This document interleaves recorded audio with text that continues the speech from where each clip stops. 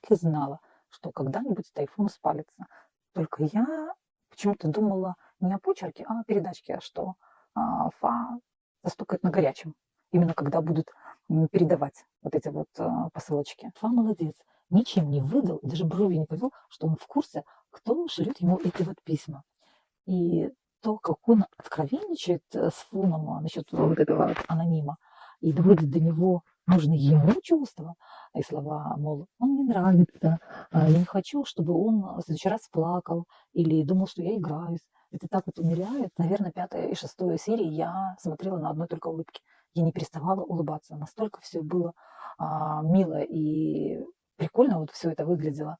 А то, как друзья переглядывались друг с другом, зная всю правду, кто писал вот эти письма, это вообще что-то с чем-то. Особенно запомнились, не знаю почему, но мне взгляды Хила.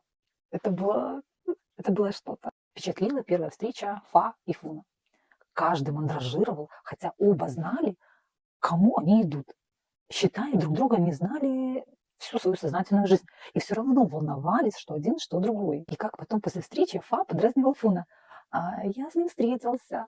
Смотрит на него так, ждет реакцию. А у самого улыбка до ушей. Мега крутой момент был на этой вот первой встрече, когда Фа считал от 10 до 1. Мол, если согласен стать моим парнем, то повернись. Если нет, то останемся друзьями. Я не буду тебя торопить. И все такое. И я в этом моменте даже сама задержала дыхание. Настолько это было волнительно, захватывающе и эмоционально. Вот все эмоции лезли вот просто через край. И было видно, как Фуна переполняет чувства, что он еле-еле сдерживает слезы. Но он их сдержал. Но вместо него рыдала я. Какие же молодцы родители Фа, что приняли выбор сына. Наверное, не каждый родитель в наше время спокойно так отреагирует на подобную новость.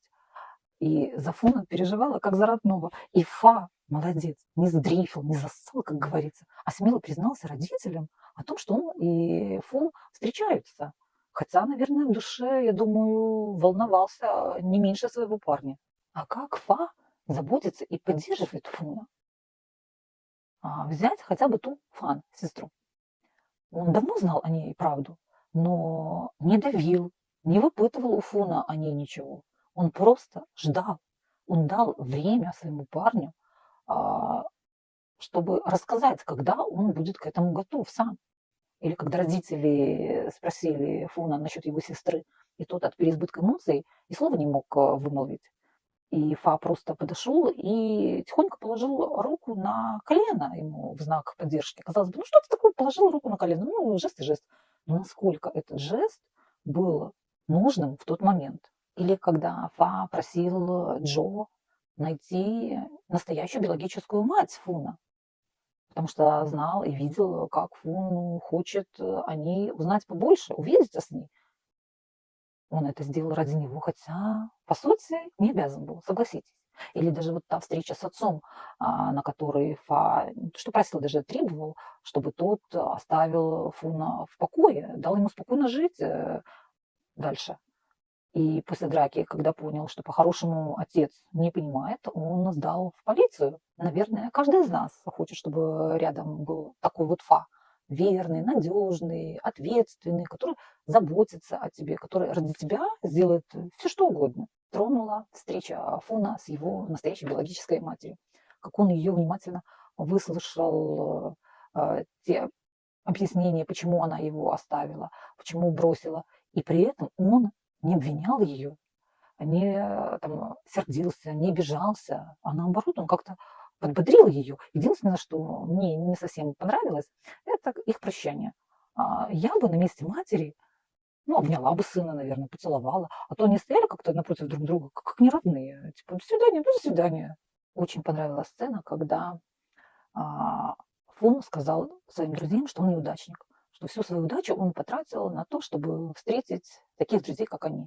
Я бы тоже всю свою удачу потратила бы, чтобы иметь таких друзей, как Норт, Эстер, Дао, а, таких вот понимающих, заботливых, поддерживающих всегда в трудную минуту. Иметь таких друзей, это, наверное, лучше, чем выиграть в лотерею.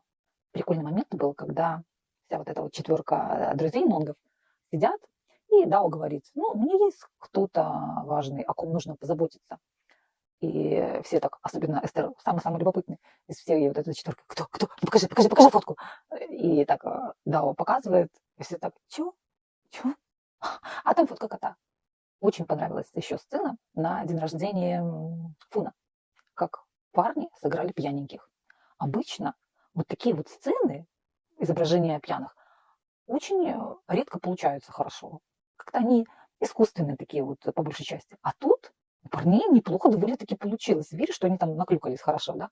Единственное, что я думала, это то, что а, будет отхит. Но его не было. Вот среди всех вот этих вот друзей его одного не было. Хотя я надеялась. А почему надеялась? Сейчас объясню. Я думала, что вот эти вот парни, нунги все наклюкаются, напьются хорошенько, да? И, естественно, кто? Их парни повезут их развозить домой. А Дао-то один. Кто его повезет? Ему вот эти вот пи все попросят от Хита проводить Дао домой. И с этого начнутся их отношения завязываться. Но ничего подобного не было. Мечтать оказалось не вредно.